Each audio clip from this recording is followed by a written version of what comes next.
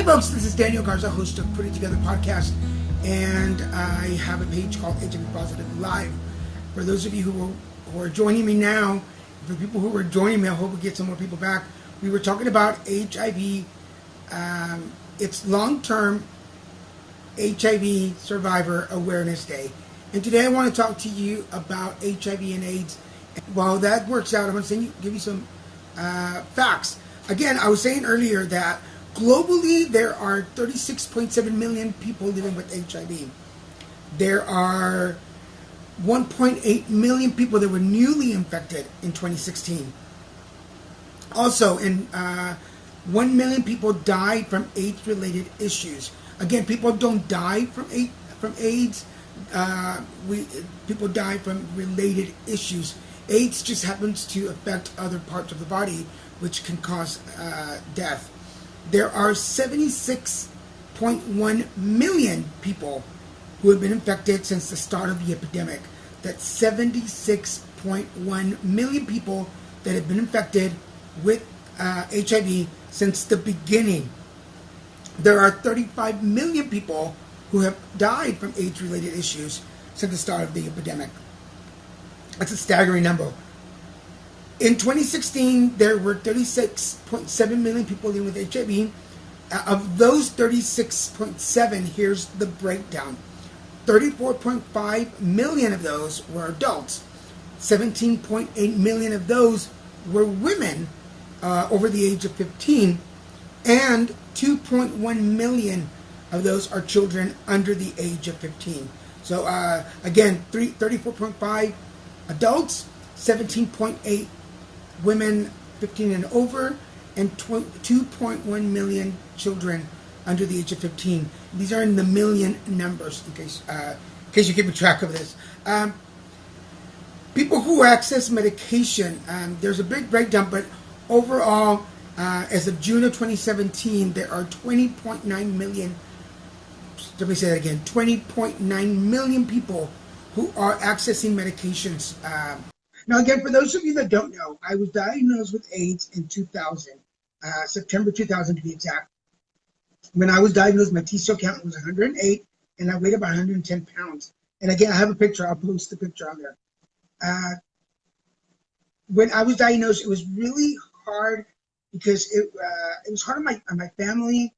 I don't think it was really that hard on me in the beginning because I was kind of in denial of the fact that it was AIDS. I just imagined HIV, and I thought, well, people live, people do okay. I'm gonna be okay.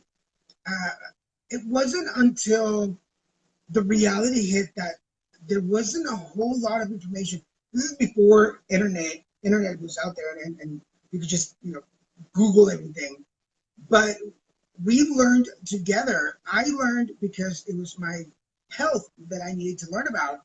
And my family learned because they needed to be comfortable around me. And I don't think it's shaming anybody. It just was a sign of the time, a sign of the culture, a sign of our upbringing that we were not aware of what HIV and AIDS really was. Now, I moved to Houston in 2001 again and started really educating myself. I joined a workshop called LEAP. I don't know if they still have LEAP in Houston. Anybody in Houston can confirm that. But Dina Gray was my instructor for that program. I still keep in touch with her. Love her. She was the person that taught me to be an advocate and to be an activist and to speak up for myself and to be proud of myself. So everything, well, most of who I am today, you can blame it on her, Dina Gray out of Houston. She motivated me. In fact, I gave the speech for our class on graduation day, and it was one of the best moments of my life. Ever since then, I have continued to advocate, mostly focusing on education.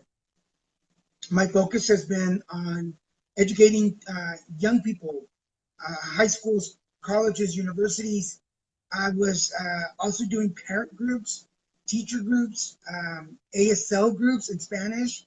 I was doing teachings for the CPS, the Children's Protection Services in Houston. I was an official HIV/AIDS educator for 2 years in a row. And I think they hired people 2 years at a time.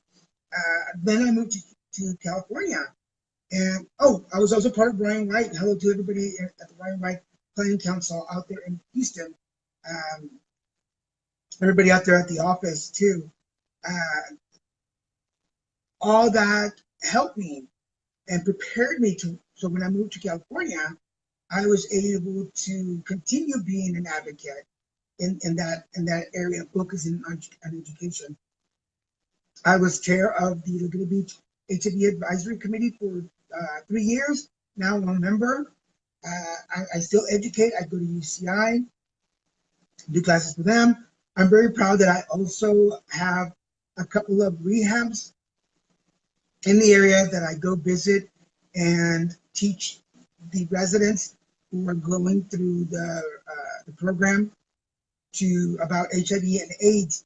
And it's really exciting. And then I've gotten to do this on a national platform now.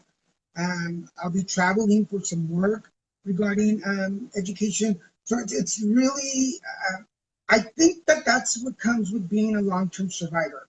What comes with being a long-term survivor is that now you have the education, the knowledge, the experience to teach other people, to show other people, to have compassion for other people, to be able to shed some light on myths, open up the facts about it, talk to family, not just the person that is infected, but those that are affected by HIV. And yes, like Z said, we're not dirty. We're not dirty people. We just happen to have something, we're carrying around something that most people don't, and that's HIV, or in my case, it was AIDS. I am Daniel Garza. I was diagnosed with AIDS, and I'm really proud of my life. I'm also a cancer survivor, an ostomy survivor.